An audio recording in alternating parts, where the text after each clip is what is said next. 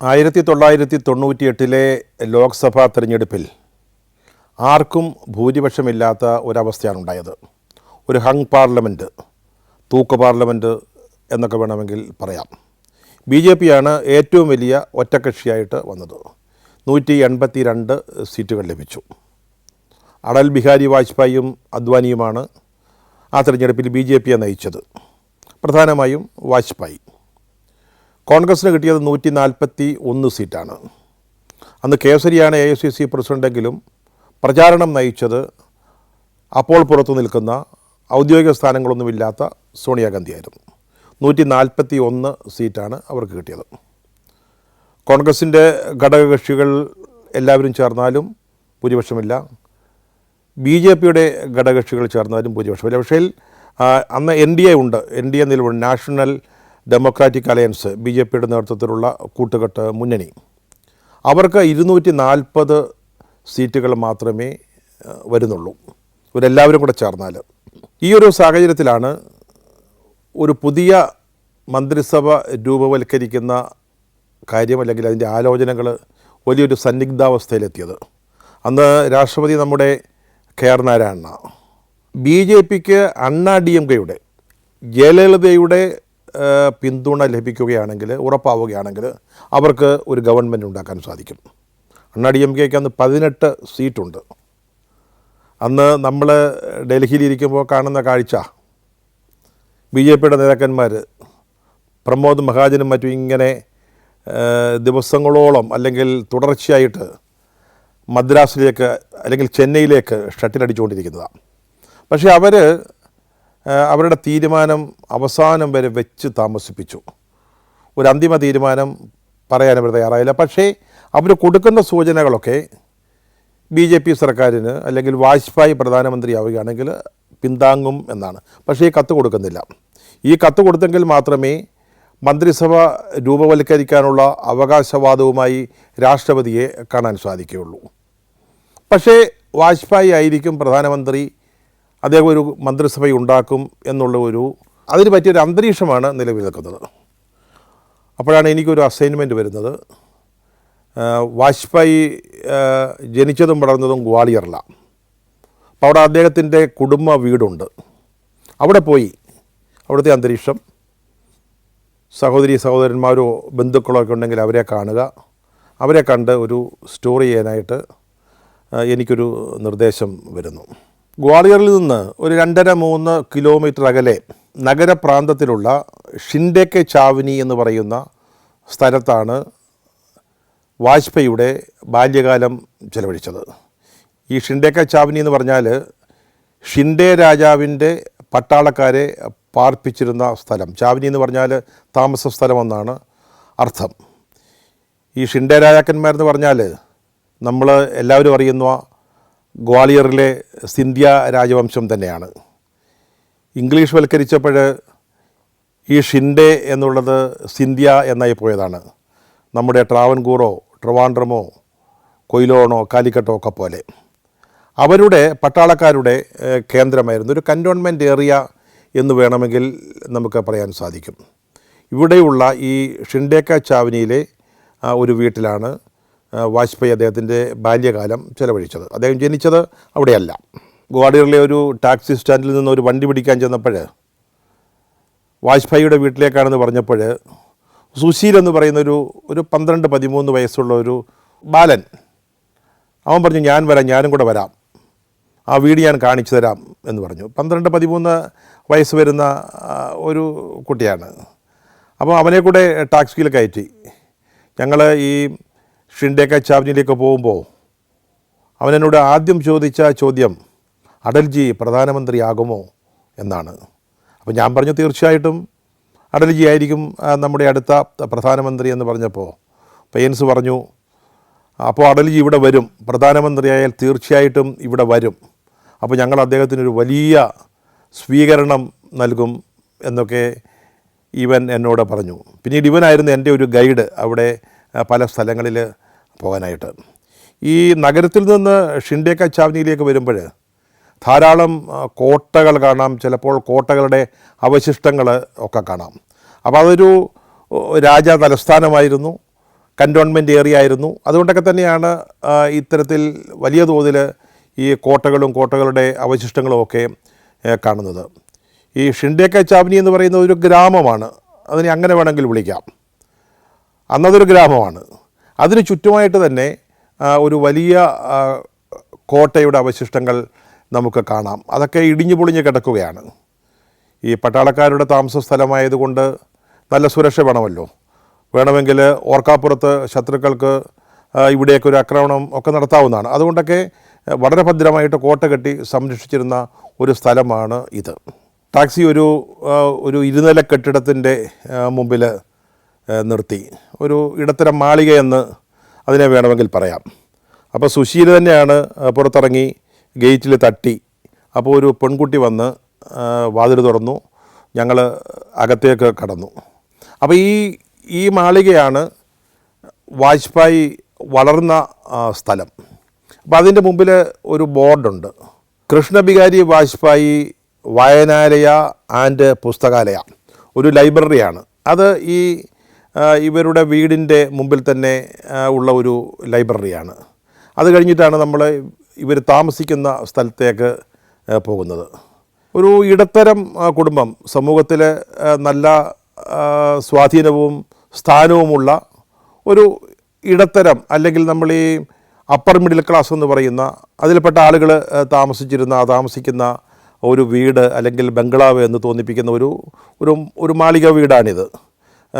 നല്ല കാറ്റ് കയറുന്ന അത്യാവശ്യം വിശാലമായ മുറികളൊക്കെയുള്ള സ്ഥലമാണ്. ഇതായിരുന്നു വാജ്പേയിയുടെ ബാല്യത്തിലെ വീട്. ഒരു പഴയ മാതൃകയിലുള്ള ഒരു വീടാണിത്. ഇത് വാജ്പേയിയുടെ അച്ഛൻ കൃഷ്ണ ബിഹാരി വാജ്പേയി വാങ്ങിയ വീടാണ്, മറ്റാരിൽ നിന്നോ വാങ്ങിയതാണ്.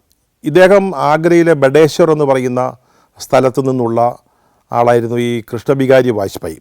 അദ്ദേഹത്തിന് അധ്യാപകനായിട്ട് ഗ്വാളിയറിലാണ് ജോലി കിട്ടിയത്. അങ്ങനെയാണ് അദ്ദേഹവും ഭാര്യ കൃഷ്ണാദേവിയും ഗ്വാളിയറിലെത്തുന്നത്. ഗ്വാളിയറിലെ പ്രധാന കോട്ടയുടെ പ്രധാന കവാടത്തിനരികിലുള്ള ഒരു വീട്ടിലാണ് ഈ കൃഷ്ണ ബിഹാരി വാജ്പേയി ആദ്യം വാടകയ്ക്ക് താമസിച്ചിരുന്നത്. അവിടെ വെച്ചാണ് അടൽ ബിഹാരി വാജ്പേയി ജനിക്കുന്നത്, ഒരു ക്രിസ്മസ് രാത്രിയിൽ 1924. പിന്നീട് ഈ ഷിൻഡേ ചാവനിയിലെ നമ്മൾ നേരത്തെ പറഞ്ഞ വീട് വാങ്ങുകയാണ് ഉണ്ടായത്. അത് പിന്നീട് കൃഷ്ണ ബിഹാരി വാജ്പേയിയുടെ മരണശേഷം 4 ആൺമക്കൾക്കായിട്ട് വീതിച്ചു കൊടുത്തു. ഇവിടെ ഇപ്പോൾ താമസിക്കുന്നത് വാജ്പേയിയുടെ സഹോദരനായ സുധാ ബിഹാരി വാജ്പേയിയുടെ മകൾ കാന്തി മിശ്രയാണ്. ഇത് ഈ സുധാ ബിഹാരി വാജ്പേയിക്ക് കിട്ടിയ ഭാഗമാണ്.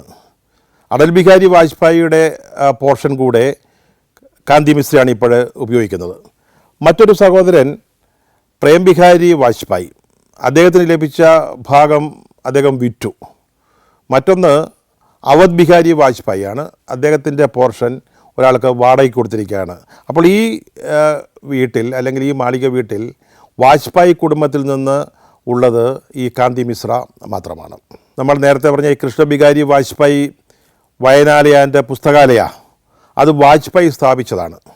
അദ്ദേഹത്തിൻ്റെ അച്ഛനായിരുന്നു വാജ്പേയിയുടെ ഒരു റോൾ മോഡൽ, ഒരപാര പണ്ഡിതനായിരുന്നു അദ്ദേഹം. ഈ ആളുകൾക്ക് വിദ്യ പറഞ്ഞു കൊടുക്കുക, അവർക്ക് അറിവിൻ്റെ വാതായനങ്ങൾ തുറന്നിട്ട് കൊടുക്കുക, അതിലൊക്കെ വളരെ പ്രത്യേക ശ്രദ്ധ കേന്ദ്രീകരിച്ചിരുന്ന ഒരു മനുഷ്യനായിരുന്നു കൃഷ്ണ ബിഹാരി വാജ്പേയി. അദ്ദേഹത്തെ മാതൃകയാക്കിയാണ് വാജ്പേയി പിന്നീട് പൊതുരംഗത്തേക്കും കടന്നു വരുന്നത്. അപ്പോൾ ഈ ഗ്രാമത്തിലെ സാധാരണക്കാർക്ക് വേണ്ടി ഈ വിജ്ഞാനത്തിൻ്റെ വഴികൾ തുറന്നു കൊടുക്കുന്നതിന് വാജ്പേയി സ്വന്തം നിലയ്ക്ക്, സ്വന്തം ചെലവിൽ ആരംഭിച്ചതായിരുന്നു ഈ ലൈബ്രറി മന്ദിരം. അദ്ദേഹത്തിൻ്റെ ശേഖരത്തിലുണ്ടായിരുന്ന മുഴുവൻ പുസ്തകങ്ങളും ഈ ലൈബ്രറിക്ക് അദ്ദേഹം സമ്മാനിച്ചു. അതുമാത്രമല്ല, ഞാൻ ചെല്ലുമ്പോൾ അവിടെ ധാരാളം ആനുകാലികങ്ങളും പത്രങ്ങളും ഒക്കെ വരുത്തുന്നുണ്ട്. അതിൻ്റെ മുഴുവൻ വരിസംഖ്യയും അടച്ചിരുന്നത് അടൽ ബിഹാരി വാജ്പേയി ആയിരുന്നു. ഞാൻ അവിടെ നിന്ന് പോരുന്നതിന് മുമ്പായിട്ട് ഈ കാന്തി മിശ്രയുടെ ഭർത്താവായ OP മിശ്ര, അദ്ദേഹം ലൈബ്രറി തുറന്ന് അതിനെ കാണിച്ചു തന്നു. നല്ല ഒന്നാന്തരം ഒരു ലൈബ്രറിയാണ്, ഒരു നല്ല ഇടത്തരം ലൈബ്രറി. ആയിരക്കണക്കിന് പുസ്തകങ്ങൾ വളരെ ഭംഗിയായിട്ട് അവിടെ സൂക്ഷിച്ചിട്ടുണ്ട്. ആനുകാലികങ്ങൾ വായിക്കാനുള്ള സൗകര്യമുണ്ട്. അങ്ങനത്തെയുള്ള ആർക്കും അവിടെ നിന്ന് പുസ്തകമെടുക്കാം. ഇത് ഈ ഗ്രാമത്തിന് വാജ്പേയി, അടൽ ബിഹാരി വാജ്പേയി നൽകിയ ഒരു സമ്മാനമാണ്. കാന്തി മിശ്രയും OP മിശ്രയും ഞങ്ങൾക്ക് ചായയും പലഹാരങ്ങളും ഒക്കെ തന്ന് സൽക്കരിച്ചു. പിന്നീട് ചർച്ച രാഷ്ട്രീയമായി. അടൽ ബിഹാരി വാജ്പേയിക്ക് ജയലളിത പിന്തുണ നൽകുമോ? ഇതായിരുന്നു ഇവരുടെ എല്ലാവരുടെയും ആശങ്ക. പക്ഷേ ഇവർക്കാർക്കും അതിൽ സംശയമില്ല താനും. അമ്മാവൻ പ്രധാനമന്ത്രിയാകും എന്ന കാര്യത്തിൽ ആർക്കുമേ സംശയമില്ല. അപ്പോൾ ഈ OP മിശ്ര എന്നോടൊരു കഥ പറഞ്ഞു. വാജ്പേയിയുടെ മുത്തച്ഛൻ ശ്യാം ബിഹാരി വാജ്പേയി അപാര പണ്ഡിതനായ ഒരു ജ്യോതിഷിയായിരുന്നു. അദ്ദേഹമാണ് ചെറുമകൻ്റെ ജാതകം കുറിച്ചത്. അന്ന് ജാതകം കുറിച്ചതിന് ശേഷം അദ്ദേഹം പറഞ്ഞു അത്രേ, എൻ്റെ ഈ ചെറുമകൻ ഒരു വലിയ ജനനേതാവാവും, രാജ്യത്തെ ഭരണാധികാരിയാവും. അതാണ് മിശ്ര പറഞ്ഞത്. മുത്തച്ഛൻ അദ്ദേഹത്തിൻ്റെ പ്രവചനം അതൊരിക്കലും തെറ്റില്ല. ജയലളിതയൊക്കെ വഴിക്ക് വരും, അവർ വാജ്പേയിക്ക് പിന്തുണ നൽകും, അദ്ദേഹം ഒരു നല്ല ഭരണം കാഴ്ചവെക്കുകയും ചെയ്യും. ആ ഒരു പ്രതീക്ഷയിലാണ് ഇവരെല്ലാവരും ഇരിക്കുന്നത്. ഇവരെല്ലാവരും സത്യപ്രതിജ്ഞയ്ക്ക് ഡൽഹിക്ക് പോകാനായിട്ടും കാത്തിരിക്കുകയാണ്. ഇന്ത്യയിലെ 13 സംസ്ഥാനങ്ങളിലൂടെയുള്ള സഞ്ചാരം ഇപ്പോൾ പെൻഡ്രൈവിൽ ലഭിക്കുന്നു. ചരിത്രവും ഐതിഹ്യങ്ങളും യഥാർത്ഥ ജീവിതവും ഒത്തുചേരുന്ന ഇന്ത്യൻ കാഴ്ചകളുടെ ഈ അസുലഭ ശേഖരം സ്വന്തമാക്കാൻ 9955444222 എന്ന നമ്പറിലേക്ക് ഇന്ത്യ എന്ന് SMS ചെയ്യൂ. യാത്ര പറഞ്ഞിറങ്ങുന്നതിന് മുമ്പ് OP മിശ്ര, കാന്തി മിശ്രയുടെ ഭർത്താവ്, എന്നോട് വാജ്പേയിയുടെ മൂത്ത സഹോദരനെ പറ്റി പറഞ്ഞു. അവധ് ബിഹാരി വാജ്പേയി. അദ്ദേഹം 1 മാസം മുമ്പാണ് ഡൽഹിയിൽ വെച്ച് അന്തരിച്ചത്. അപ്പോൾ അദ്ദേഹത്തിൻ്റെ മരണാനന്തര ചടങ്ങുകൾ ഞാൻ അവിടെ എത്തുന്നതിൻ്റെ 4 ദിവസം മുമ്പാണ് നടന്നത്. അതിൽ വാജ്പേയി വരേണ്ടതായിരുന്നു. എല്ലാവരും അദ്ദേഹത്തെ പ്രതീക്ഷിച്ചിരുന്നു. പക്ഷേ ഡൽഹിയിലെ ഈ രാഷ്ട്രീയ സംഭവ വികാസങ്ങൾക്കിടയ്ക്ക് ഒരു മന്ത്രിസഭ രൂപവൽക്കരിക്കുന്നതുമായി ബന്ധപ്പെട്ട വളരെ നിർണായകമായ ദിവസങ്ങളും നിമിഷങ്ങളുമാണ്. ആ വലിയ തിരക്കിനിടയ്ക്ക് അദ്ദേഹത്തിന് ഇവിടെ വരാൻ കഴിയാതെ പോയി എന്ന് OP മിശ്ര പറഞ്ഞു. വാജ്പേയിയുടെ ഇളയ സഹോദരി ഊർമിള മിശ്ര നഗരത്തിലാണ് താമസിക്കുന്നത്. അവിടെ സിന്ധി കോളനിയിലെ 145 നമ്പർ വീട്. ഞങ്ങൾ കാന്തി മിശ്രയുടെ വീട്ടിൽ നിന്ന്, അല്ലെങ്കിൽ ഷിൻഡേക്കെ ചാവനിയിൽ നിന്ന് ഇറങ്ങുന്നതിന് മുമ്പ് OP മിശ്ര വിളിച്ചു പറഞ്ഞിരുന്നു, ഊർമിള മിശ്രയോട് പറഞ്ഞിരുന്നു, ഞങ്ങൾ വരുന്നുണ്ട്, ഒരു അരമണിക്കൂറിനകം അവിടെ എത്തും എന്ന് പറഞ്ഞിരുന്നു. അപ്പോൾ ഊർമിള മിശ്രയും അവരുടെ ഭർത്താവ് TN മിശ്രയും ഞങ്ങളെ കാത്തിരിക്കുകയായിരുന്നു. ഒരു ഊണുമേശം നിറയെ പലഹാരങ്ങൾ, അതോടൊപ്പം പാല് കൂടുതലായി ചേർത്ത ചായ ഞങ്ങളെ സൽക്കരിക്കാൻ വേണ്ടി കാത്തിരിക്കുകയായിരുന്നു. അവിടെയും ചായ കൂടി കഴിഞ്ഞിട്ട് രാഷ്ട്രീയ സംഭാഷണങ്ങളിലേക്കാണ് കടന്നത്. അപ്പോൾ ഞങ്ങൾ സംസാരിച്ചുകൊണ്ടിരിക്കുമ്പോൾ തന്നെ ടെലിവിഷനിൽ ഒരു പ്രധാനപ്പെട്ട വാർത്ത ഫ്ലാഷ് ന്യൂസായിട്ട് വരികയാണ്. വാജ്പേയിക്ക് പിന്തുണ നൽകാൻ ഇപ്പോഴും ജയലളിത തയ്യാറായിട്ടില്ല എന്നാണ്. അവർ പുതിയ പുതിയ ആവശ്യങ്ങൾ, ഡിമാൻഡുകൾ മുന്നോട്ട് വയ്ക്കുകയാണ്. ഏതാണ്ട് മന്ത്രിസഭ രൂപവൽക്കരിക്കാനുള്ള സമയമാവുകയാണ്. കൂടുതൽ കാത്തിരിക്കാൻ രാഷ്ട്രപതി തയ്യാറാവണമെന്നില്ല. അപ്പോഴാണ് ഈ പിന്തുണ പ്രഖ്യാപിച്ചുകൊണ്ടുള്ള, അല്ലെങ്കിൽ പിന്തുണ നൽകുമെന്ന് അറിയിച്ചുകൊണ്ടുള്ള കത്ത് കൊടുക്കാൻ ഈ നിമിഷത്തിലും ജയലളിത വിസമ്മതം പറഞ്ഞത്. ഈ വാർത്ത കണ്ടതോടെ അവിടെ ഏറെ നേരത്തെ ഒരു നിശബ്ദത, എല്ലാവരുടെയും മുഖം വല്ലാതെ ഇരുണ്ടു. അവരുടെ പ്രതീക്ഷയ്ക്ക് ഒരു മങ്ങലേൽക്കുകയാണോ എന്ന് നമുക്ക് പോലും തോന്നിപ്പോയി. കുറേ സമയത്തിന് ശേഷം TN മിശ്ര ആ മൗനം മുറിച്ചുകൊണ്ട് പറഞ്ഞു, അവർ വിലപേശുകയാണ്. അല്പം കഴിഞ്ഞപ്പോഴേക്കും ഞങ്ങളുടെ സംഭാഷണം ഒരു സാധാരണ ഗതിയിലായി. അവർക്കൊന്നും ആത്മവിശ്വാസത്തിൽ ഒരു കുറവുമില്ല. വാജ്പേയി തവണ പ്രധാനമന്ത്രിയാവും, മുഴുവൻ സമയവും ഭരിക്കും എന്ന കാര്യത്തിൽ യാതൊരു സംശയവുമില്ല. പിന്നീട് ഊർമിള മിശ്ര അമ്മാവനെക്കുറിച്ചുള്ള ഇങ്ങനെ ഓർമ്മകൾ ഞങ്ങളോട് വിവരിക്കാൻ തുടങ്ങി. അവർ പറഞ്ഞത് ഏറ്റവും ഇളയ സഹോദരിയാണ് ഊർമിള മിശ്ര, അതുകൊണ്ട് ഏറ്റവും കൂടുതൽ സ്നേഹം ഊർമിളയോടായിരുന്നു എന്നാണ് അവർ അവകാശപ്പെടുന്നത്. 16-17 വയസ്സുള്ളപ്പോൾ 1942 വാജ്പേയിക്ക് ഒരു 16-17 വയസ്സ് പ്രായമുള്ളപ്പോഴാണ്. അദ്ദേഹം ഗ്വാളിയറിലെ സ്വാതന്ത്ര്യ സമര പ്രസ്ഥാനങ്ങളുമായി ബന്ധപ്പെട്ട് പ്രവർത്തിക്കുകയായിരുന്നു. അതുവഴി അദ്ദേഹം സർക്കാരിൻ്റെ നോട്ടപ്പുള്ളിയായി. അങ്ങനൊരു സാഹചര്യം ഉണ്ടായപ്പോൾ അച്ഛൻ കൃഷ്ണബിഹാരി വാജ്പേയി ആഗ്രയിലെ ബഡേശ്വർ, അവിടെയാണല്ലോ അവരുടെ മൂലകുടുംബം, അവിടേക്ക് വാജ്പേയിയെ പറഞ്ഞയച്ചു. ഈ സ്വാതന്ത്ര്യ സമരത്തിൻ്റെ ഈ ചൂട് പിടിച്ച അന്തരീക്ഷത്തിൽ നിന്ന് അദ്ദേഹത്തെ അല്ലെങ്കിൽ മകനെ മാറ്റി നിർത്താൻ വേണ്ടി ചെയ്തതാണ്. പക്ഷേ അവിടെ ചെന്നിട്ടും അദ്ദേഹത്തിൻ്റെ ഒരു കസിനും കൊണ്ട് കൂടെ ഇവർ രണ്ടുപേരും വിപ്ലവ പ്രവർത്തനങ്ങളിൽ മുഴുകാനുണ്ടായത്. വിപ്ലവ പ്രവർത്തനം എന്ന് പറഞ്ഞാൽ സ്വാതന്ത്ര്യ സമരവുമായി ബന്ധപ്പെട്ട കാര്യങ്ങളിൽ. അവരവിടെ ചെന്നതിന് ശേഷം സ്വാതന്ത്ര്യ സമര സേനാനികൾക്കൊപ്പം ചേരുകയും അവിടുത്തെ ഒരു തപാൽ ഓഫീസും വനം വകുപ്പിൻ്റെ ഓഫീസും പിടിച്ചെടുക്കുന്നതിൽ അവരോടൊപ്പം നിൽക്കുകയും ചെയ്തു. പോലീസ് അവരെ പിടികൂടി, അവർ ജയിലിലായി. അപ്പം അതിനുശേഷം അവരെ മോചിപ്പിച്ചു. അപ്പോൾ ഊർമിള ഓർക്കുന്നത് ആ ചെറിയ പ്രായത്തിൽ ജ്യേഷ്ഠൻ അറസ്റ്റിലായതറിഞ്ഞ് അമ്മ കൃഷ്ണാദേവി വല്ലാതെ ടെൻഷനിലായ ഒരു ദിവസങ്ങളെക്കുറിച്ചാണ്. അവർ വല്ലാതെ അങ്ങ് വേവലാതിപ്പെട്ടു. ചെറിയ കുട്ടിയാണ്, 16-17 വയസ്സ് മാത്രമുള്ള ഒരു കുട്ടി. ഈ ബഡേശ്വറിലെ സംഭവത്തിന്, അതായത് പോലീസിൻ്റെ പിടിയിലായത് സംബന്ധിച്ച കഥയ്ക്ക് ഒരു മറുകഥയുണ്ട്. അതിങ്ങനെയാണ്. അതായത് ഇവരെ അറസ്റ്റ് ചെയ്തു, പോലീസ് കസ്റ്റഡിയിലെടുത്തു. പിന്നീട് മാപ്പെഴുതി കൊടുത്തിട്ട് വാജ്പേയിയും അദ്ദേഹത്തിൻ്റെ സുഹൃത്തും പോലീസ് പിടിയിൽ നിന്ന് മോചിതരായി എന്നാണ് മറ്റൊരു കഥയുള്ളത്. അങ്ങനെ അതിൻ്റെ കോപ്പിയും മറ്റും പുറത്തേക്ക് വന്നിട്ടുണ്ട്. പക്ഷേ അതിന് പിന്നീട് വാജ്പേയി നൽകിയ ഒരു വിശദീകരണം, തനിക്ക് വായിക്കാനോ എഴുതാനോ അറിയാൻ മേലാത്ത ഉറുദു ഭാഷയിൽ ആരോ എഴുതി കൊടുത്ത ഒരു പ്രസ്താവനയുടെ അടിയിൽ ഞാൻ ഒപ്പുവയ്ക്കുക മാത്രമാണ് അദ്ദേഹം ചെയ്തത് എന്നാണ് പിന്നീട് പല സന്ദർഭങ്ങളിൽ ഇതൊരു ആരോപണ സ്വഭാവത്തിലൊക്കെ ഉയർന്നു വന്നപ്പോൾ വാജ്പേയി പറഞ്ഞിട്ടുള്ളത്. അവിടെ നിന്ന് വീണ്ടും ഗ്വാളിയറിലെത്തിയതിന് ശേഷം അദ്ദേഹം RSSൽ ചേരുകയാണ്. RSSൽ അദ്ദേഹത്തിന് ആദ്യം കിട്ടിയ നിയോഗം വീരഗാനങ്ങൾ പാടുക എന്നുള്ളതായിരുന്നു.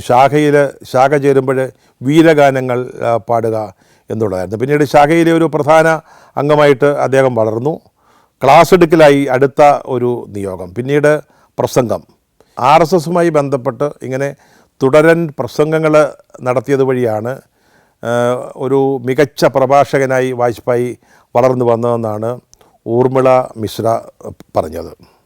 അപ്പോൾ TN മിശ്ര പറഞ്ഞു, ഊർമിളയും നല്ലൊരു പ്രാസംഗികയാണ്, ജ്യേഷ്ഠനെ പോലെ നല്ലൊരു പ്രാസംഗികയാണ് എന്ന് പറയുകയുണ്ടായി. അവരും BJPയുടെ അതിനു മുമ്പ് ജനസംഘത്തിൻ്റെയൊക്കെ പ്രവർത്തനങ്ങളിൽ സജീവമായി ഉണ്ടായിരുന്ന ആളാണ്. അപ്പോൾ TN മിശ്ര ഒന്നുകൂടെ പറഞ്ഞു, അമ്മാവൻ്റെ ഈ വാഗ്വൈഭവം ദൈവനും ലഭിച്ചിട്ടുണ്ട്. അതായത് ഊർമിളയുടെ മകൻ അനൂപ് മിശ്ര, അദ്ദേഹം അപ്പോൾ ഞങ്ങളോട് കൂടെ ഉണ്ടായിരുന്നു. അദ്ദേഹം അന്ന് ഗ്വാളിയറിൽ നിന്നുള്ള MLA ആണ്. അദ്ദേഹം BJPയുടെ അന്നത്തെ ഗ്വാളിയർ ജില്ലാ പ്രസിഡൻറ്റും കൂടിയാണ്. അദ്ദേഹം പിന്നീട് രാഷ്ട്രീയത്തിൽ ഉയർന്ന നിലകളിലേക്ക് വളർന്നു വന്നു. അദ്ദേഹം 4 തവണ മധ്യപ്രദേശ് നിയമസഭയിൽ അംഗമായി, 2 തവണ മന്ത്രിയായി, പിന്നീട് ഒരു വട്ടം മധ്യപ്രദേശിൽ നിന്ന് ലോക്സഭയിൽ എത്തുകയും ചെയ്തു. ഈ അനൂപ് മിശ്രയും അമ്മാവനെക്കുറിച്ചുള്ള ഓർമ്മകൾ ഞങ്ങളുമായി പങ്കുവച്ചു. അവരൊക്കെ വളരെ സ്നേഹത്തോടു കൂടിയാണ് വാജ്പേയിയെ ഓർക്കുന്നത്. വീട്ടിൽ വരുന്നതൊക്കെ വല്ലപ്പോഴുമാണ്.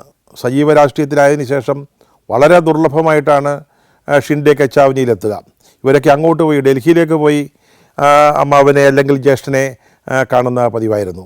വല്ലപ്പോഴും ഇവിടെ വന്നു കഴിഞ്ഞാൽ അല്ലെങ്കിൽ ഡൽഹിയിൽ അങ്ങോട്ട് ചെന്നാൽ കൂടെ ഇവരെയൊക്കെ അനൂപ് മിശ്രയൊക്കെ അല്ലെങ്കിൽ അനന്തരവന്മാരെയൊക്കെ കൂടെ കൊണ്ടു നടക്കുന്ന ഒരു പ്രകൃതമായിരുന്നു. ഒന്നിച്ച് ഭക്ഷണം കഴിക്കുക, പുറത്തുപോയി ഭക്ഷണം കഴിക്കുക, അങ്ങനെ സ്നേഹസമ്പന്നനായ ഒരു അമ്മാവനായിട്ടാണ് അനന്തരവന്മാരൊക്കെ വാജ്പേയി ഓർക്കുന്നത്. ഞങ്ങൾ സംസാരിച്ചുകൊണ്ടിരുന്ന കുറേ കഴിഞ്ഞപ്പോഴേക്കും അജയ് അഭയ്, അതായത് അനൂപ് മിശ്രയുടെ 2 സഹോദരന്മാർ കൂടി ഞങ്ങൾക്കൊപ്പം ചേർന്നു. അവർക്കും അമ്മാവനെ പറ്റി ധാരാളം പറയാനുണ്ടായിരുന്നു. ഊർമിള മിശ്ര പറയുന്നത് ചിലപ്പോൾ വീട്ടിൽ വന്നാൽ പാചകത്തിൽ സഹായിക്കും. നല്ല ഒന്നാന്തരം ഒരു പാചകക്കാരനായിരുന്നു വാജ്പേയി എന്നാണ് ഊർമിള മിശ്രയുടെ സർട്ടിഫിക്കറ്റ്. ചോളപ്പൊടി കൊണ്ടുണ്ടാക്കുന്ന വട പോലെയുള്ള ഒരു പലഹാരം, മധുരമുള്ള സമോസ, തൈരും പാലും മധുരവും ചേർത്തുണ്ടാക്കുന്ന മറ്റൊരു പലഹാരം, ഇതൊക്കെ ഉണ്ടാക്കാൻ അദ്ദേഹം അതിസമർത്ഥനായിരുന്നു. വീട്ടിൽ വരുമ്പോഴൊക്കെ, അതായത് ഷിൻഡെ കച്ചാവനിയിൽ വരുമ്പോഴൊക്കെ ഇതൊക്കെ പാചകം ചെയ്യുന്നതിന് സഹോദരിയോടൊപ്പം ചേരുമായിരുന്ന കഥകളും അവർ ഓർമ്മിച്ചെടുത്തു. ഇടയ്ക്ക് ഞാൻ ചോദിച്ചു, എന്തുകൊണ്ടാണ് വാജ്പേയി വിവാഹം കഴിക്കാതിരുന്നത്? അപ്പോൾ ഊർമിള പറഞ്ഞു, അമ്മ എപ്പോഴും നിർബന്ധിക്കുമായിരുന്നു, ഒരു പുരുഷനായാലും ഒരു കൂട്ട് വേണം, അത് ഏത് തൊഴിലെടുക്കുന്ന ആളായാലും ഒരു ഭാര്യയുടെ ഒരു പിന്തുണ അത്യാവശ്യമാണ്. പക്ഷേ അതിനൊന്നും നിന്നു കൊടുക്കാൻ വാജ്പേയി തയ്യാറായിട്ടില്ല. അദ്ദേഹത്തിൻ്റെ ന്യായവാദം ഏതാണ്ട് ഇങ്ങനെയായിരുന്നു. ഒരു രാഷ്ട്രീയക്കാരനാണ് ഞാൻ പലപ്പോഴും പ്രക്ഷോഭങ്ങളുടെ നടുവിലായിരിക്കാം, ചിലപ്പോൾ ജയിലിൽ പോകേണ്ടി വന്നേക്കാം, കുടുംബത്തിൽ നിന്ന് ഏറെക്കാലം അകന്ന് കഴിയേണ്ടി വരും. ഇത്തരം ഒരു സാഹചര്യത്തിൽ പ്രവർത്തിക്കുന്ന ഒരാൾക്ക് വിവാഹം ഒരു നല്ല കാര്യമല്ല, അത് പറ്റിയതല്ല എന്നൊരു നിലപാടായിരുന്നു വാജ്പേയിക്ക് ഉണ്ടായിരുന്നത്. എന്നിട്ട് അവസാനം പറഞ്ഞു, എനിക്കൊരു ലക്ഷ്യമുണ്ട്, ആ ലക്ഷ്യം പൂർത്തിയായാൽ, അല്ലെങ്കിൽ ഞാൻ ആ ലക്ഷ്യത്തിലെത്തിക്കഴിഞ്ഞാൽ ചിലപ്പോൾ ഞാൻ വിവാഹം കഴിക്കുന്നതിനെക്കുറിച്ച് ആലോചിക്കാം. പക്ഷേ അങ്ങനെയൊന്നും ഉണ്ടായില്ല. വാജ്പേയിയുടേതൊരു രാഷ്ട്രീയ കുടുംബമാണ്. ഞാൻ നേരത്തെ അനൂപ് മിശ്രയെ പറ്റി പറഞ്ഞു, 2 വട്ടം മന്ത്രിയും MP ഒക്കെയായ അനൂപ് മിശ്ര. മറ്റൊരു സഹോദരി വിമല മിശ്ര ഗോവയിൽ തന്നെ ഉണ്ട്. അവർ ജനസംഘം കാലത്ത് പാർട്ടിയുടെ ഒരു സജീവ പ്രവർത്തകയായിരുന്നു, വനിതാ വിഭാഗത്തിൻ്റെ നേതാവായിരുന്നു.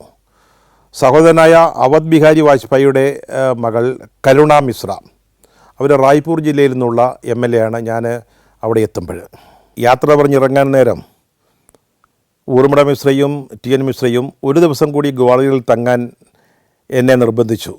പക്ഷെ അവരൊരു നിബന്ധന വെച്ചു, നിൽക്കുകയാണെങ്കിൽ നാളെയും ഇവിടെ നിൽക്കണം, കാരണം നാളെ ഹോളിയാണ്, നിറങ്ങളുടെ ഉത്സവം. അന്ന് നിങ്ങൾക്ക് ഇവിടെ നിന്ന് ഇറങ്ങാനോ ഡൽഹിക്ക് പോകാനോ സാധിക്കില്ല. പക്ഷേ എനിക്ക് അങ്ങനെ അവിടെ നിൽക്കാൻ പറ്റില്ലല്ലോ, എനിക്ക് ഈ സ്റ്റോറി പിറ്റേന്ന് തന്നെ ഫയൽ ചെയ്യേണ്ടതുണ്ട്. വാസ്തവത്തിൽ പ്രധാനമന്ത്രിയാകാൻ പോകുന്ന ഒരാളുടെ ബാല്യകാല ജീവിത വഴികളിലൂടെയുള്ള യാത്ര വലിയ സന്തോഷകരമായ ഒരു അനുഭവമായിരുന്നു. ഞാൻ ഡൽഹിയിലേക്ക് മടങ്ങി 2 ദിവസത്തിന് ശേഷം ജയലളിത വാജ്പേയിക്ക് പിന്തുണ അറിയിച്ചുകൊണ്ടുള്ള കത്ത് രാഷ്ട്രപതിക്ക് നൽകി. രാഷ്ട്രപതി അദ്ദേഹത്തെ ഗവൺമെൻറ് ഉണ്ടാക്കാൻ ക്ഷണിച്ചു. 19-ാം തീയതി അദ്ദേഹം സത്യപ്രതിജ്ഞ ചെയ്തു. അദ്ദേഹം സത്യപ്രതിജ്ഞ ചെയ്യുന്ന ദിവസം മാതൃഭൂമിയിൽ വളരെ പ്രാധാന്യത്തോടുകൂടി ഈ വാർത്ത അച്ചടിച്ച് വരികയും ചെയ്തു. 13 മാസം കഴിഞ്ഞപ്പോൾ ജയലളിത ഈ സർക്കാരിനുള്ള പിന്തുണ പിൻവലിച്ചു. വാജ്പേയി സർക്കാർ നിലം പതിക്കുകയും ചെയ്തു. ഒരു ദിവസം പടിഞ്ഞാറൻ പട്നയിലെ മന്ത്രിയിലൂടെ പോകുമ്പോൾ ഒരു തെരഞ്ഞെടുപ്പ് പ്രചാരണ യോഗം കണ്ടു.